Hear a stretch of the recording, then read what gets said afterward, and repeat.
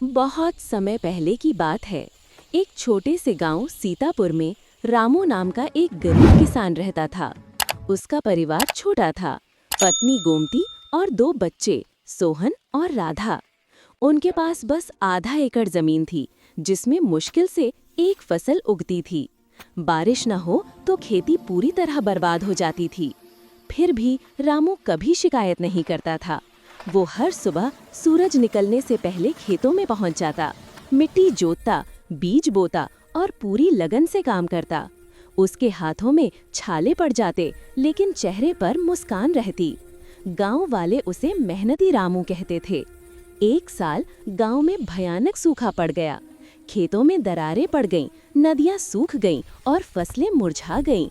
गांव के कई किसान शहर चले गए काम की तलाश में, लेकिन रामू ने हार नहीं मानी।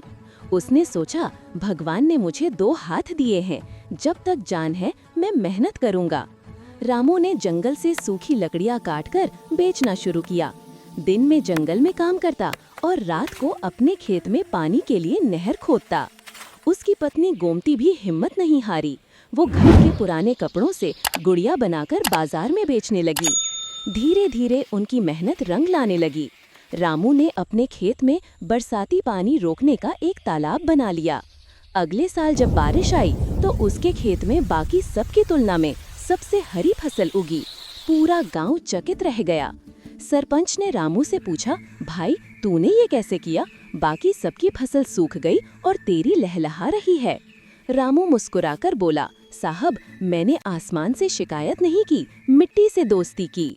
रामू की मेहनत देखकर सरकारी अधिकारी भी गांव आए। उन्होंने उसका तालाब देखा और कहा कि अगर हर किसान ऐसा करे तो सूखा कभी समस्या नहीं बनेगा।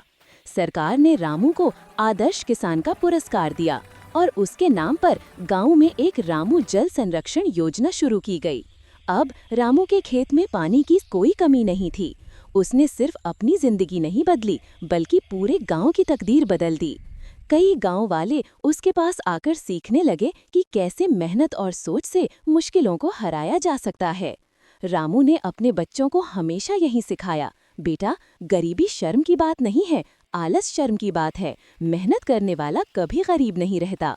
कुछ सालों में गांव इतना समृद्ध हो गया कि वहां कोई भूखा नहीं सोता था।